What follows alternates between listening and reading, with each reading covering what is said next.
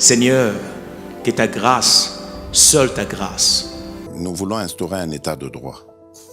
Et dans un état de droit, il y a une justice indépendante.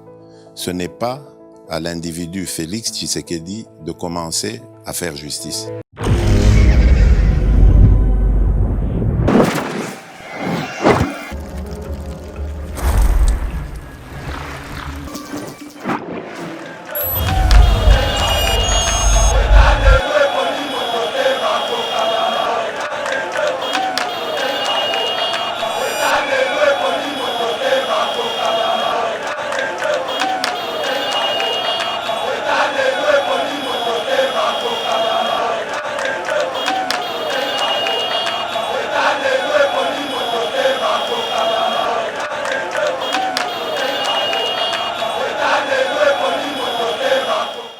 Dans le régime semi-présidentiel, c'est le premier ministre qui part présenter les programmes du gouvernement, qui n'est pas le programme du premier ministre, mais c'est la vision du chef de l'État qui est concrétisée au travers de ces programmes-là au sein de l'Assemblée nationale. Ce qui le gouvernement est incapable de tout bâtir.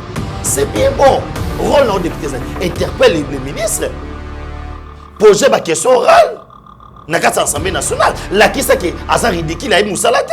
Un député a été librement colobaki, non? Union sacrée négocie mbaté, gouvernement négocie mbaté. Il est l'ennemi de la République. Aujourd'hui, si le gouvernement est simbité, lui, le député, il gagne son argent. Un journaliste, ça se fait en Mokonzamboka, yo. N'appelle au bon matin Israël Moutombo. T'es non fort, le il faut tout le Israël Moutombo, citoyen Mokonzamboka. Mes chers compatriotes, bâtir le Congo demande du patriotisme. Nous vous invitons à vous joindre à nous pour construire notre beau pays qui est la RDC. Appel de Maman Pauline Lumumba, présidente RDC Monde, à Genève. Devant vos écrans, nous sommes à 44 318 francs suisses à la date du 20 janvier 2021. Quels sont les pays qui ont participé cette année activement?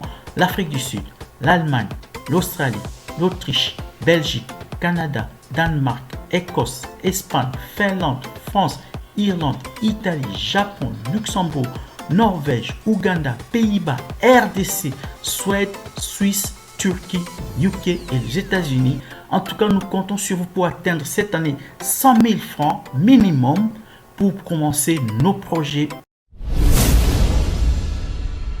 Bandeko nanga kotonga mboka esengika bolingo.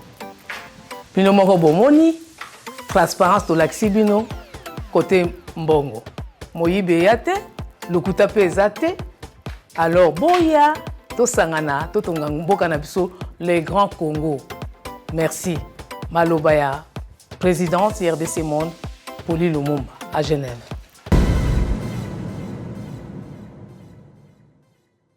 Bonjour mesdames et messieurs, bienvenue dans notre émission Éveil Patriotique, émission Oyotopé Sabino News, Yambo Canabiso, actualité. Et ali dominé la rencontre à Mokozambo Kanaba députés nationaux, il y a Union Sacrée, Mokozalo Solaina Bango, Tobiapel Isusu, Premier ministre Awe Banakotika, programme des sociétés naïe et gouvernement, jeudi au Assemblée nationale et puis bako investir bango bongo samedi to l'appel sous biographie vraie biographie il y a ministre et à défense Gilbert Kabanda Ebimi batebe batinda biso ba message misusu ba bengaki kotinda biso ba vidéo neti mutu mo atinda ki vidéo no tande ba biographie na sa vidéo zo mona oyo Steve Konda qui kosala yango mais na ndenge ya yo siko ba besoin de biographie na ba chana biloni na yo. Donc tout est possible que monter bilona maboko tolobela ngo na kati ya émission oyo tokolobela peli sous arrestation du commandant de l'aéroport de Njili et ses 4 collaborateurs pour corruption bakangaki bango pourquoi pas tolobela pe manifestation ou to marche au la Mouka a préparé les 24 sur toute l'étendue de la République.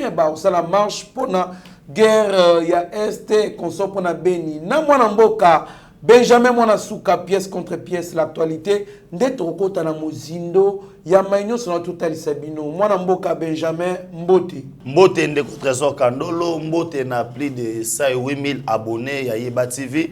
O bazo pesa biso confiance mukolo na mikolo bazo partager ba émission na biso na yebike weekend o vibra ki makasi par rapport à émission o elegaki ya passer Gili na mo pena boire c'est ça qui bon monde ezalaka tu on a pour ça beau s'abonner vraiment na o se pena bon monde pena non place mensonge ezali o se désabonner na yo o s'abonner na place o vérité ezali parce que vérité triomphera kaka ne balobaka o mata o kita le côté où on a ascenseur mais suka vérité où on escalier et na rosenga na bino pena objectif ezali que non fin de l'année o on a décembre to fêter bon on a 200 000 abonnés bon on de lo tozo zela na part na bino. Merci beaucoup, Nassima Caméra, Doualibona, Steve Konde, HDL, grand génie international, pourquoi pas l'assistance des pasteurs Gili Bokwala, l'homme du moment, Babi Mikolo, Meki, donc retour, vite, donc jamais on a parlé, au Kouti, Mouninga Vandi, au Betae, Obimi pe mobimba non quand même ça est maraté wana lycée au pasteur Gila Pesinga Kalate Abigail Kilungu DG Shadak Lolo, pourquoi pas aussi l'assistance, il y a Eric Moubiala. To Bossani Pété, Balandarabiso, chaque fois, Jean-Luc Archino, to Bossani Francis Kamanda, les partenaires, il y a Steve Konde, mon vieux, Monsieur Zéphie Lomele, Stéphane Kankou, et moi je le Kankou la première, mais aussi le président Chikito, Mouchachino, mon amboka Benjamin, Mwanasuka. Premier ministre dans l'Assemblée nationale, j'ai dit Oyopo à défendre Bongo programme pour n'amiter comme programme et sous-projet de programme des sociétés. Il y a gouvernement. Est-ce que à cause à la hauteur, peut député, condiment pour investir samedi na banungu to ali koyoka. Oui, merci beaucoup de votre trésor Kandolo pour nous sabatu non bakosa mukoli kamute pour mukolongo yoko makaka. Je pense que tout est allé prêt. Le premier ministre a Rosala Bongo accompagné le peuple congolais à qui déposer au bengi programme il y a gouvernement et Nengers c'est lobby et Sengeli à défendre yango. Je pense que c'est quelqu'un au Azali très sage et très intelligent. Il sera à la hauteur, il va défendre Yango. Et le samedi, il va la fête parce que ils vont investir ces gouvernements-là pour le bonheur du peuple congolais. Notre trésor Kandolo, il y a de ces gens-là, Bazo c'est la signature est signamée pour Moussala et Banda. Tout à fait. Vous comprenez? Ces gens-là n'ont pas besoin de vie à député à la cour contre ou bien pour s'opérer. Je sais que le programme sera à la hauteur. Il y a il y a peuple congolais parce que c'est un programme déjà qui a été déjà bien établi avec les chefs de l'État. Bunda déjà pour n'oubliez pas que ce gouvernement Mokonzamboka ne mutaloba que ça ba guerrier. Il faut y répondre et puis ce programme le foyer c'est un programme Oyo qui est l'espoir et un mandat ya Mokonzamboka parce que en voulant mettre en place sa politique Oezali visuel le peuple d'abord la carte union sacrée et ça concrétisé dans le programme il y a gouvernement wana on comprend comme le président de la République n'est pas redevable devant le parlement c'est pourquoi dans le régime semi-présidentiel c'est le premier ministre qui part présenter le programme du gouvernement qui n'est pas le programme c'est du premier ministre mais c'est la vision du chef de l'État qui est concrétisée au travers de ce programme là au sein de l'Assemblée nationale. C'est pourquoi nous tous nos ententes tous nos esprits ils allaient fixer qu'on a mokolo ya jeudi et mokolo ya samedi et ça la bongo investiture il y a gouvernement. Merci beaucoup et la investiture à gouvernement on aurait appris que les députés valaient 50 000 balles pour bandima bongo pour décider comment c'est petit que biso to ndima makambe kendeka boye biso to bimba ministre était mais biso be photo le akaka mona mboka au-delà de ce que le peuple attend des députés nationaux, est-ce qu'il il faut baser la déception ou soit total la cupidité le coso ya mbongo ya ba député total ndenge ba député ba liko voter ba bonne loi oyo ko avancer mboka. Bon tolobaka na yo awa je pense ensemble que soko monindo ki sa nini belela yi. Moi je pense que aujourd'hui là c'est simple. Peuple na biso so acquérir maturité ya ko yeba qui voter qui n'est pas voté. Et ce monde allé na miso. Parce que aujourd'hui, au moment na bato baza pour sa vidéo to tinda yango parce que ça très moulay moi to chana émission ezate. Au monde nzela ya kolongwa Kisangani. Nzela ya kolongwa Goma ti Kisangani. Oyo ba kosala yango dans 4 heures d'état muta komi mais les gens bazo fanda na nzela 1 mois. Pour basala yango et senga na okaka 7 millions de dollars. Mais nazo ebisayo 430 quelques députés ba osenga 50 000 dollars ba osenga jeep ya sika pour ba voter loko moko boye skoyo rend la base des années parce que normalement est-ce que ces députés là ba osenga mbongo lelo toko kita na ba base na bango batuni population c'est que non bozo 50 000 dollars na jeep. Non, moi je pense que toi na batu oyo yango pourquoi ils ont poussé un raisonnement na biso de Kandolo question en nationalité na mboka na biso et ça est très important aujourd'hui et ça très important est-ce que muto solo ba bongo asa 100% congolais est-ce que ça na makilata na ba congolais parce que muto asa na souci na so ba muto asa na souci ba ndeko na ye akoka mutema passe yango moni tango Joseph amona ba ndeko na kata Egypte akoka ko supporter ba l'arme na yete atangisa ma ya misu omoni eloko abengi kibondeko egangaka mutakota bi non yango moni na question so africain so moninga za na passe o za na matanga ta bwanda ko bunda baso minduki basani bakitisa mais to moni moninga za na passe ya batusu ba ko tumba yango na kufeli ndeko yango na so ebisa okay c'est moko ko nia na Kongo kufeli ndeko mais ba mista na ye misusu tema moi mikolo relations à pesa bien te ba ko tumba jour akunda ndeko na vraiment na so ça fait très mal yango na so ba que non tozana katsa ko effacer ba valeur na biso africain moi ba blo musa ba valeur o batigela biso surtout comme na niveau na à cause de l'argent wana et komi auto bengi cupidité le koso ya mbongo ndezo sala bato et ozomona aujourd'hui que ces gens là recherchent leurs intérêts. Ndoko Kandolo défait au sala passe mais na Congo tozo vivre toza na étape pour batika biso na mboka oyo ya pauvreté té mais toi na misère so bande bazamba dictionnaire ba autant na ni autant la différence en misère na pauvreté toi na c'est makas une population qui vit de moins de $1 par jour. Je dis bien moins de $1 par jour. Mais ils ont touché $6,000. Je dis bien $6,000. Ça contre d'autres avantages de soins médicaux. Mais tu es prêt à bloquer à cause de $50,000 supplémentaires. Moi je dis que tant comme on a deuxième partie chef d'État sur un député, tous les mécanismes sont mis en place. Oya kolingate akei. Merci beaucoup mon mboka oyo akolingate akei. Toi na posa tout monde na ba député ba mekempe ko se racheter. Ba Congolais bazan ba mauvais souvenir à ba hommes politiques.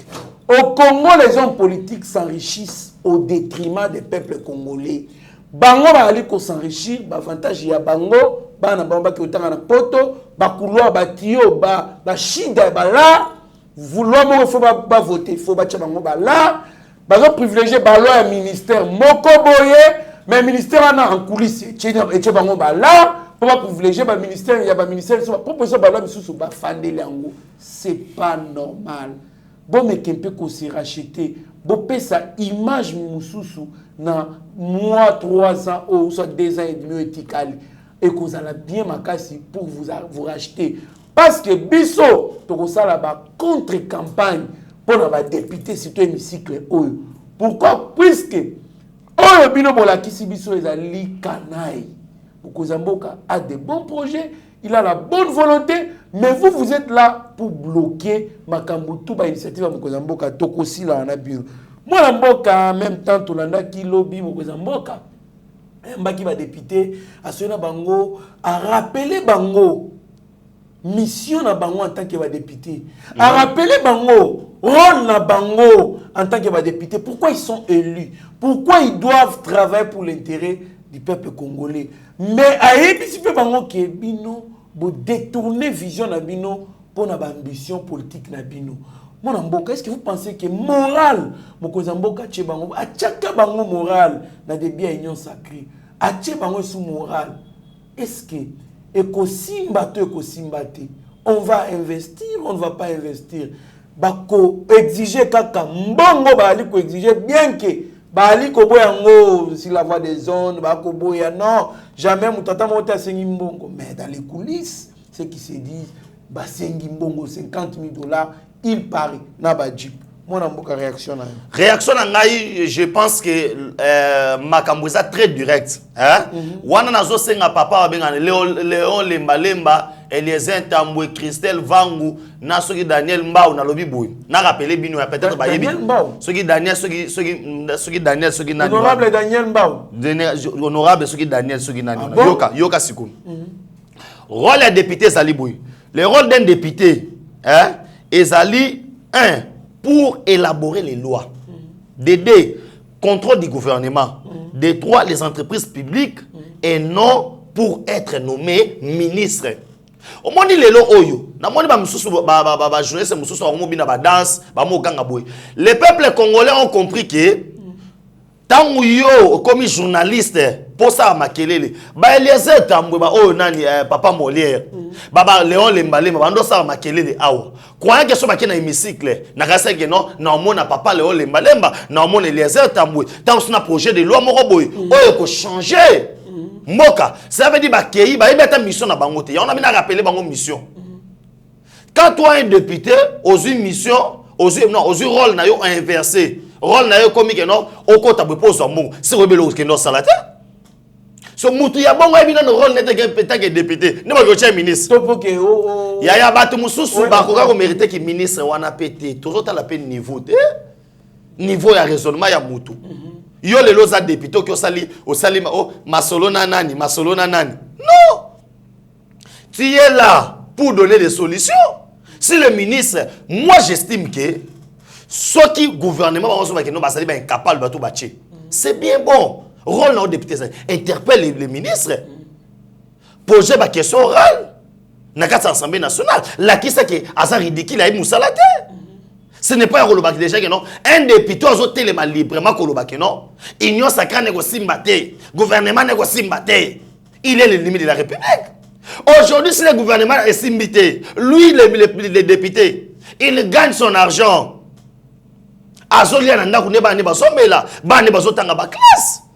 Quand il vous dit que non, il simbaté maintenant, c'est la population.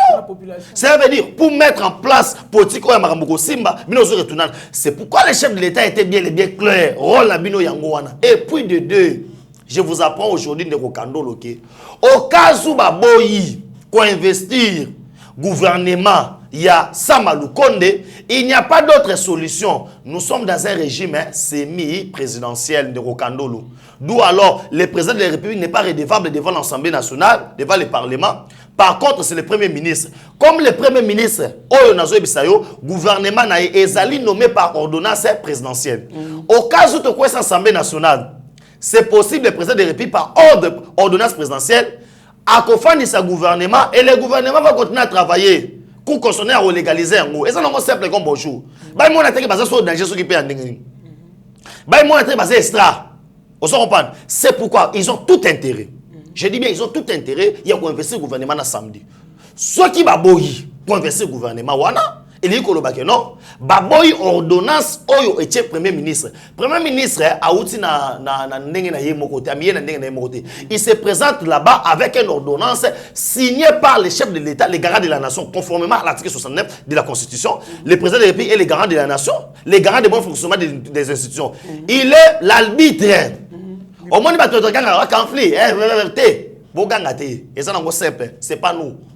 Et la constitution, cela veut dire quoi? Les pays, bloqué. Chef de l'État, parce que ça n'a.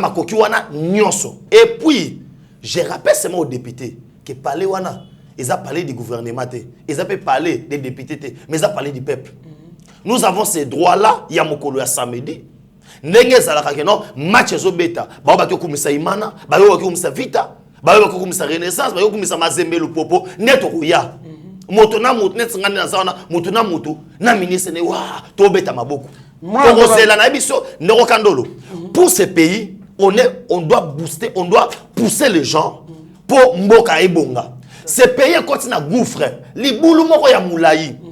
On a vu un homme qui nous a dit que non, il est capable et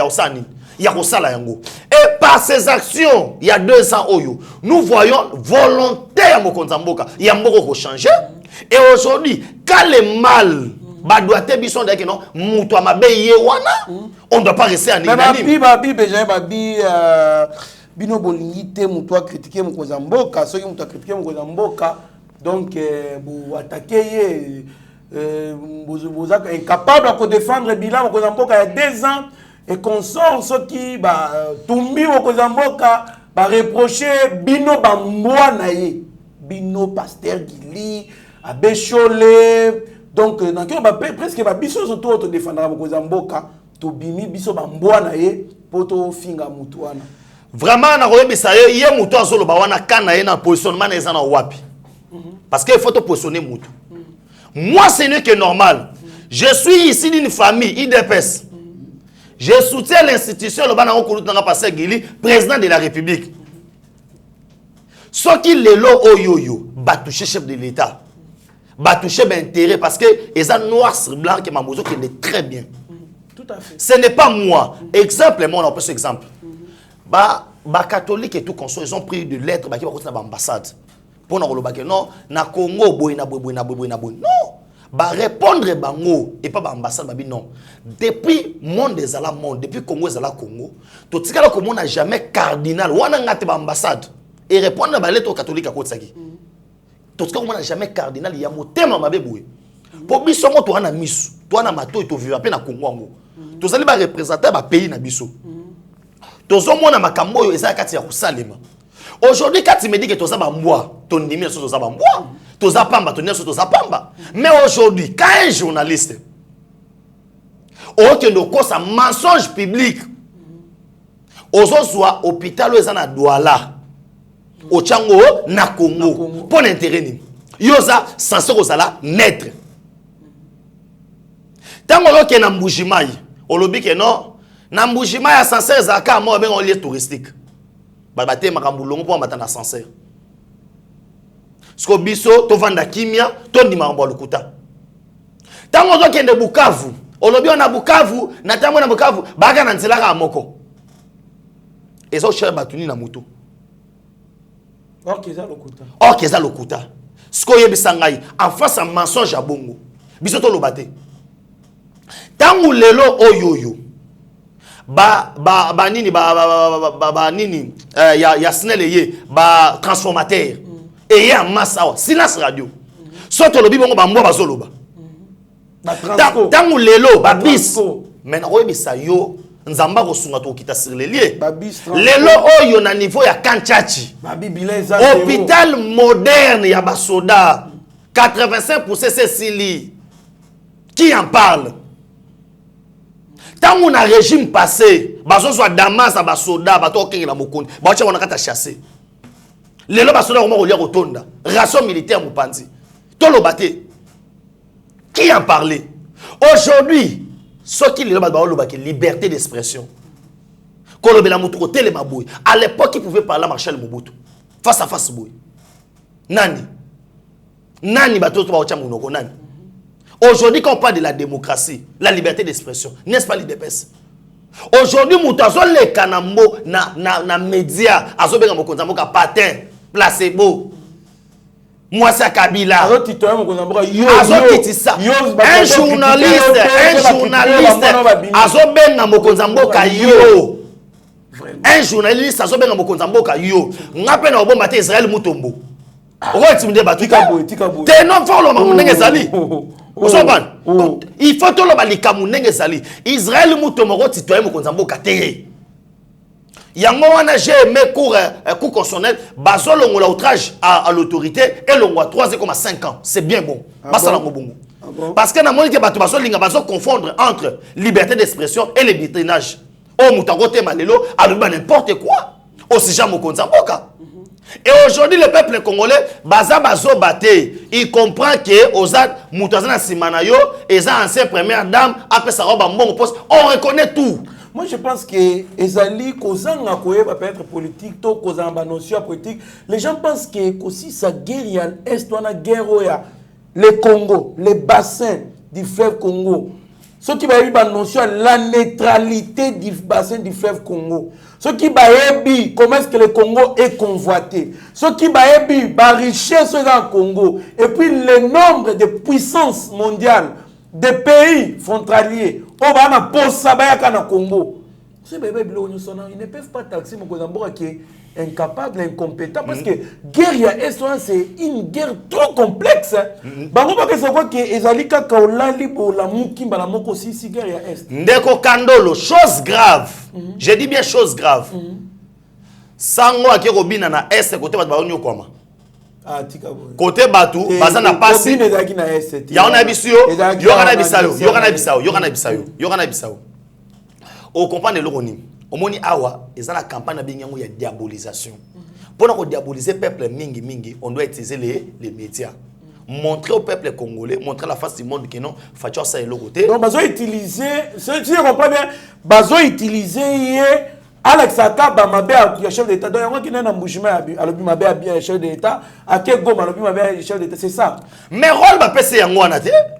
Il y a un Lucasco, nous sommes en train de nuire na image à Mokonzamboka pour dire aux gens que Tala moto et voter comme état chef de l'État, Banda Yaki, Azoko Kelo. Donc, vous savez, on s'allait là. Moi, c'est la régime. Ah, tika. Et bon, il y aura un Bissau. Ndero Kandolo, Yokangai. Tango aujourd'hui, moto aza censé aux la naître. Tango ya magana plateau na yo. Bateau baza ya ka A na kan B. Ba o discuter faut à naître pardon pour relancer des débats. Et bon moi yo tango en émission, ozo prendre les décisions. Bino, bogendo lukamisa la bino, bogendo salabu.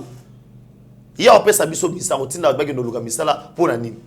Ah, mais quand même, moi, Mboka Benjamin, il faut qu'on se dise, mais il y a beaucoup de membres de l'IDP Sobasu. Mais ça, là, quand même, c'est pas tout le monde va vous aimer ça dans Balamoko. Et puis, Bissope Yokaneson de Rokandolo. Le président de la République, a besoin qui pouvoir, pour notre IDP Sobasu, a besoin qui pouvoir, pour notre Congo, ça va se retrouver. Aujourd'hui, ça va se retrouver. Nous ne sommes pas perdus. Nous avons un régime. Oh, pour nous il faut la casse. Non, de Rokandolo. Si on n'est pas aimé, fait ça, toi, tu l'as président de la République. Sans la capacité, na yo, on resala musala. Lelo, nani matungula sala musala bad. Moi, je pense que. Lelo, vient à biso nani, oh, yazagi pas payé na faulu nani, oh, nani, oh, sana IGF nani. Steve Kivuata. Azo sala, est-ce qu'il est membre de l'IDPS? Steve Kivuata, il azo sala. Pour vous dire que tous ces sont des faux fouillants. On n'a pas besoin seulement que les gens de l'IDPS puissent travailler, mais tous les peuples congolais. Et c'est on a ngaï le Benjamin, et ça comme on a fatigué à exceller, à réussir. Aujourd'hui président de l'Union africaine, aujourd'hui Boye, diplomatie dans des mois au Sakanate, les Congo et Kobongaba Mataba Kita. Merci beaucoup. Moi, Mboka Benjamin, moi je pense qu'au moins celle la Congo des spécialistes en la matière bazakanati nati.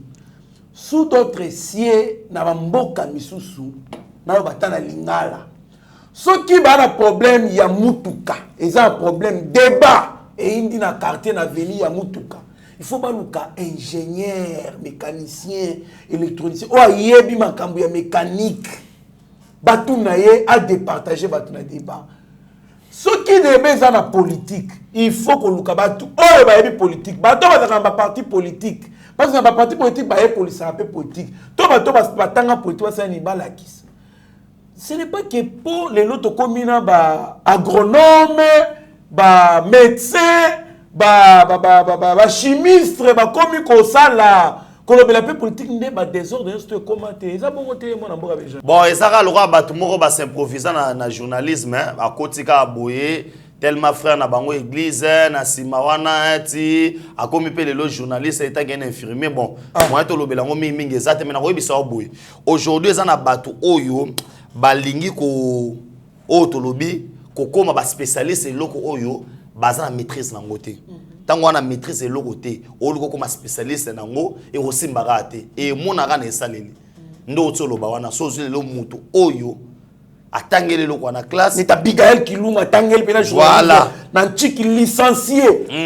Tant poso mona un infirmier tant à côté na monde de journalisme, ba otimbera gero aza infirmier, aza journaliste. Donc analyse politique ayebi kota la makambo. Non, ayebi na aza na ba manque ba notion d'éducation parce que un journaliste o aza guéri ayebi que non quand je me présente à la télé, je peux dire ça je peux pas dire.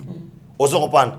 Na bo moto babi moto ba yeba yeka na mbamba na ye ata na bo moto no bo oyeba ndenge ni na goloba ngote yango zo mo alilo ke no Congo baby parce que tout le monde veut parler de n'importe quoi oyo azana ngo maîtrise yango na pesi pasteur Guili raison il faut que jara ba tuka bon mwana mboka Benjamin mwana suka biographie ministre ya défense Gilbert Kabanda au finish et bimi o bali ko lobake azaki na afdel azaki boye eza lokuta oki kopesa biso na mukuse kaka biographie na ye. Non, na ko démentir information o circuler ko banda jeudi vendredi ba vidéo aza rwandais boye na boye mwasi na ye c'est faux et archi faux. To bandi. Gilbert Kabanda Kourenga, médecin militaire retraité, ex-commandant du service de santé médicale de l'armée FARDC de 2014 à 2018. Promu général-major en 2018, il est nouveau ministre de la Défense nationale et ancien combattant du gouvernement Sama Lukonde. Gilbert Kabanda est également professeur de l'université spécialisé en médecine aéronautique de l'université catholique de Bukavu. C'est ce qui est l'identité normale. Il est décrit comme étant un homme très rigoureux, travaillant, intègre, discipliné, très apprécié par ses anciens collègues. C'est un mouchi du territoire de Kabare, dans le sud Kivu. Il n'est pas Tutsi. Boyoka. Bibliothèque vivante et Boyenaboye, c'est un médecin militaire congolais formé notamment en Italie. Il a intégré les forces armées zaïroises à l'époque phase sous Mobutu au début des années 1970 où il a gravi progressivement les échelons étant à l'époque de Mobutu chef de service de santé de phase. Il a notamment travaillé avec un ancien chef d'état-major général de l'ex-phase, le général Tito Eluki Monga. Il n'a jamais fait partie de la rébellion de l'AFDEL. Parce que je répète encore, il n'a jamais participé à la rébellion de l'AFDEL. Il avait à son actif une quarantaine d'années au service des forces armées avant d'être admis à la retraite. Cette longue expérience au sein des FARDC lui a donné aujourd'hui ce poste en guise de reconnaissance. En 1997, ce n'est pas lui dont le nom est cité dans les rapports. Mapping.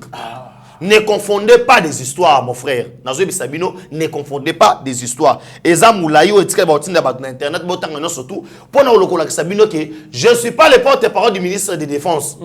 Mais je ne peux pas admettre que ba relier mensonge. Ozo comprendre. Ba ezana mukoto vanda awa ba robimisa passer Guili Rwandais. Tout à fait. Na yebisi yo ezana mukolo komona ke non omona ngingi place lo bagana mama leki na bango ayaka na ye ayaka na esko ba utaka esko ruchuru et puis le mususu. Comment on veut faire du Rwanda pays moko grave le mususu? C'est capable de diabolisation de Rokandolo. Ba complexe. Voilà, on veut faire du Rwanda Rwanda comme le rôle obi babenga kango guerre psychologique.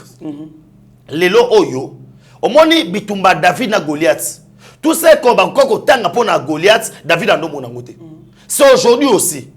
Félix, en tant que Chilombo, le président de la République, étant le garant de la nation, bon matabo kita, la guerre à l'est aussi. Et là, comme dans notre armée, bon, parce que la révélation est bien. Dans notre armée, il y a un brassage. Ba mixage. Et papa Obosoyo Kawa comme ministre de la Défense, il a été témoin parce que comme étant quelqu'un qui a été bien formé par le maréchal Mobutu, envoyé même en Italie pour qu'il ne retanga, il est aguerri, il a beaucoup de l'intelligence. Ayeba qui n'a brassage. Il connaît tous les détails militaires. Maintenant, ces gens-là, ils comprennent que non, avec Moutoulro Ayeboye, Awabiso Mamou Masobele, Maramnabiso Stekumana Poissa. C'est pourquoi Babandiso campagne, Azarwande. Bon, Kasko Mamona, armée de Salamara. Et ça, là, il conseil supérieur, il y a défense. Oh, ils ont présidé, pas ministre de la Défense, ils ont présidé par chef de l'État. Naba généraux, y compris na Otobengi, ministre de la Défense. Si comme la décision soit makawana, ils ont exécuté et pas ya Otobengi chef d'état-major général. Mais ministre de la Défense ou ça les années, il y a reprendre des actes kaka. Il y a des décisions où ils ont mis conseil supérieur, il y a défense. C'est comme ça que notre pays est emboli. Et tambolaka bongo. Et nazo yebate, quand vous dites qu'il est rwandais, il va influencer en quoi? Or, par contre, dans ce pays, dans mon pays, République démocratique du Congo, on avait nommé un Rwandais tout fait, James Kabarebe, chef d'état-major général na Congo.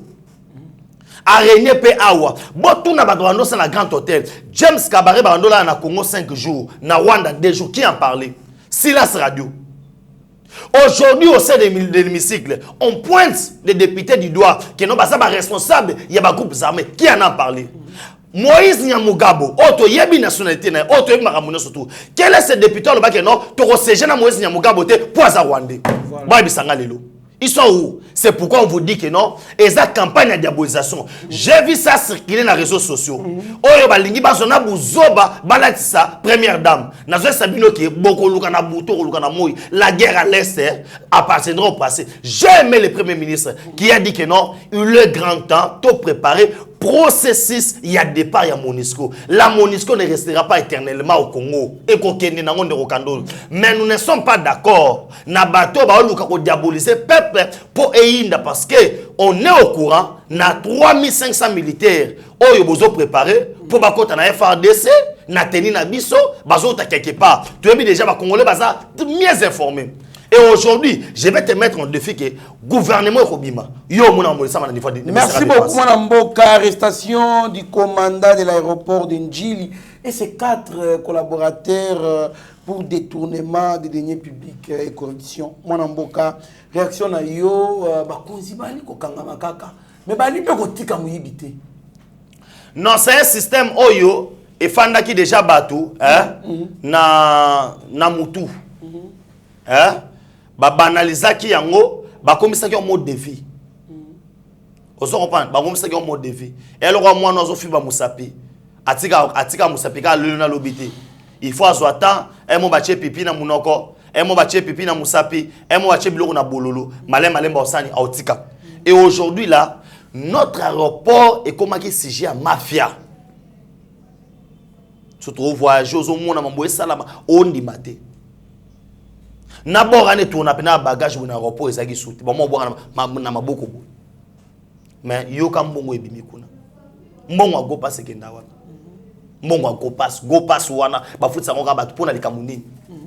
Et aujourd'hui quand on disait vol aujourd'hui ba tiba maboko c'est ça le véritable état de droit. Mais moi ce que je peux demander, je sais que c'est pas recommandé, c'est pourquoi le rôle des députés le rôle les malais maman monde faut quand on autant dans le bango boy. Il faut que Ngamakamboy a proposé loi surtout mutu nyoso o ba kokangaye na makambo tali ba denier public ba pandreye. Comme ça il faut servir exemple na ba génération future que non mbongo ya l'état ba banga kango. Tolongo na ni lukwa na mutu ke mbongo ya l'état to yibi ba sa loko te mbongo ya l'état banga kango.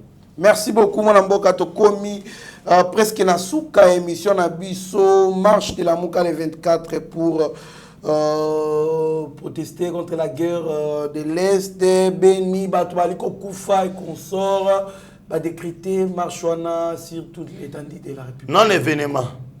Tikaboy. Ah bongo siko. Omona ba photo te non événement et pour nazo ebisa boy. Soki baza makasi na ville ya Kinshasa ao. Il y a ça la marche.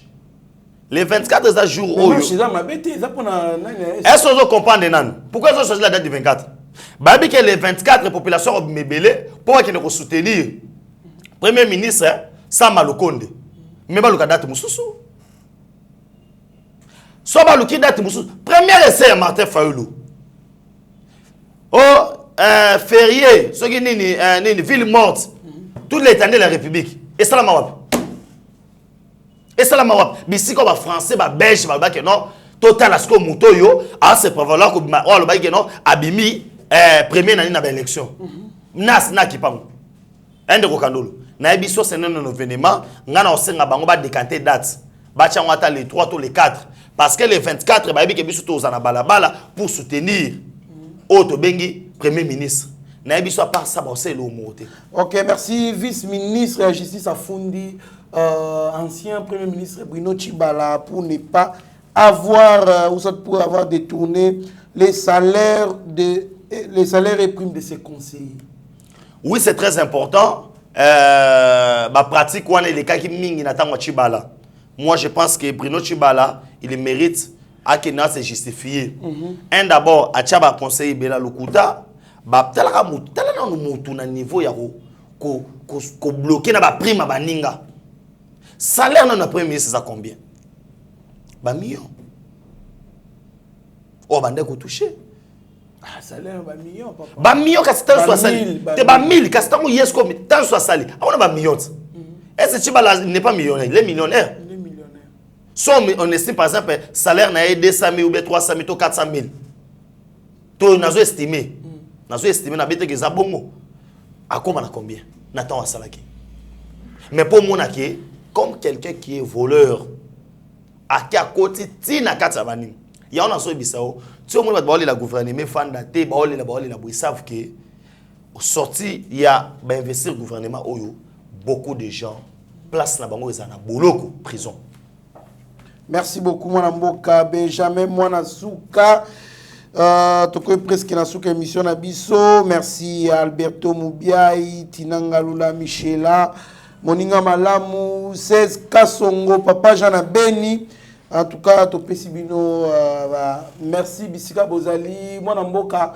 Dans la caméra, il y a Steve Konde HD na Mike Chisoka. Pourquoi pas Rami Mokoko au PC Amalbano ya souka. Merci beaucoup de Trésor Kandolo. Merci à Oto Balanda Kibiso, na Yeba TV, de Tolobaïka, non. Toujours qu'il y a malem, mais vouloir ou pas, Bamataba Kita, ce samedi, on va investir ce gouvernement.